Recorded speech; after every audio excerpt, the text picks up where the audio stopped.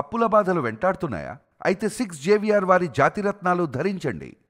Hi welcome to మనం TV. నేను మీ Manoj.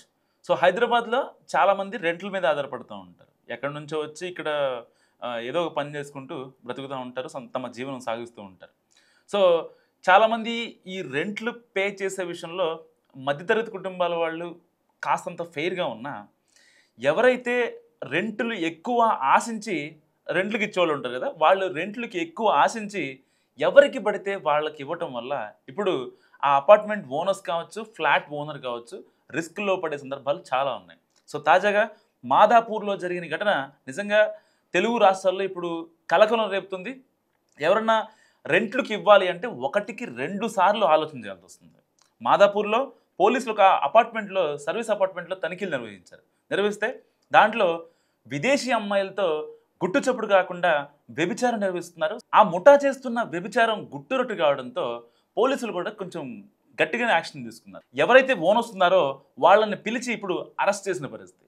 So ఇలాంటి నేపథ్యంలో రేపొద్దున ఎవరికన్నా రెంట్కి ఇవ్వాలి అనే ఒక థాట్ వస్తే ఓనర్కి, సో నిజంగా గుండెలో రైళ్లు పరిగెడుతున్నాయి. నిజంగా పరిగెట్టాలి కూడా. ఎందుకు ఆ మాట అంటున్నానంటే కూడా చెప్తాను. సో ఇప్పుడు మాదాపూర్ కావచ్చు, నాట్ ఓన్లీ మాదాపూర్, చాలా ఏరియాల్లో రెంట్లు అనేవి చాలా కీలకం. సో ఒక ఫ్లాటు 1 BHK 15,000 చెప్పారనుకోండి, ఇంకెవరో వచ్చి మేము 18,000 ఇస్తాం, 20,000 ఇస్తామంటే ఓనర్స్ ఏం చేస్తారు? కాస్త కూస్త ఆ డబ్బులు కాసిపడి వాళ్ళకి ఎక్కువ ఎవరైతే పే చేస్తున్నారో వాళ్ళకే ఇచ్చేస్తారు. సో ఎక్కువ పే చేస్తున్నారు కదా అనే నెపంతో వాళ్ళకి కండిషన్లు కానీ ఏం పెట్టరు. అద్దె చట్టం ప్రకారం రెంటల్ అగ్రిమెంట్లు ఇవన్నీ ఏమి ఇవ్వకుండా ఏం చెయ్యాలో ఏం చేయకూడదో, ఎలాంటి ఇల్లీగల్ యాక్టివిటీస్ చేయొద్దు అని చెప్పాల్సిన ఓనర్లే వాళ్ళు డబ్బులు ఇస్తున్నారని చెప్పి కనీసం మాట్లాడలేని పరిస్థితి అనమాట.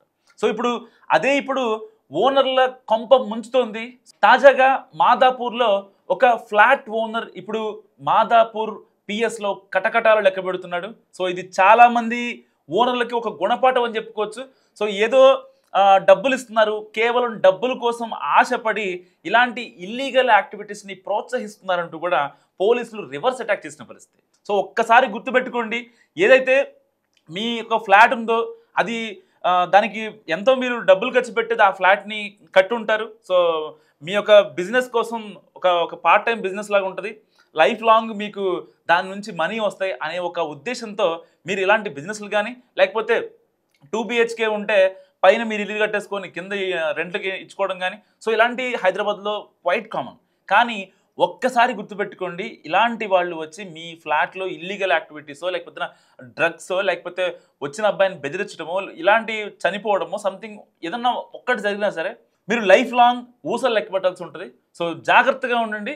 మీరు రెంట్కి ఇస్తున్నారు అంటే వచ్చేవాళ్ళు ఎలాంటి వాళ్ళు, వాళ్ళ బ్యాక్గ్రౌండ్ ఏంటి, వాళ్ళ ఆధార్ కార్డులు, వాళ్ళు ఏం పని చేస్తారు, ఫ్యామిలీ ఉందా లేదా, బ్యాచిలర్సా. సో ఈ గతంలో మనకు బ్యాచిలర్స్ అంటే నాకు ఒక మాట గుర్తొచ్చింది.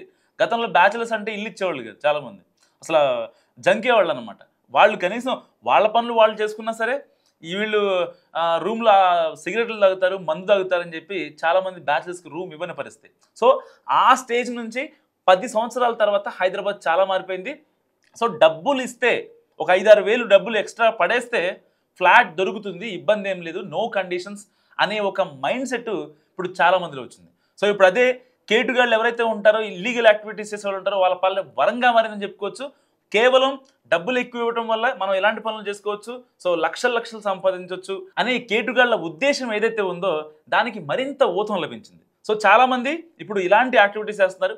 ఒక్కసారి చెక్ చేసుకోండి, మీ ఇంట్లో ఉండేవాళ్ళు సేఫా కాదా, మీరు రెంట్కి ఇచ్చిన వాళ్ళు ఇలాంటి పనులు ఏమన్నా ఇల్లీగల్ యాక్టివిటీస్ చేస్తున్నారా అనేది కూడా మీరు క్రాస్ చెక్ చేసుకోవాల్సిన పరిస్థితి. సో ఈ వీడియో గురించి మీరేమనుకుంటున్నారో కామెంట్ రూపంలో చెప్పండి.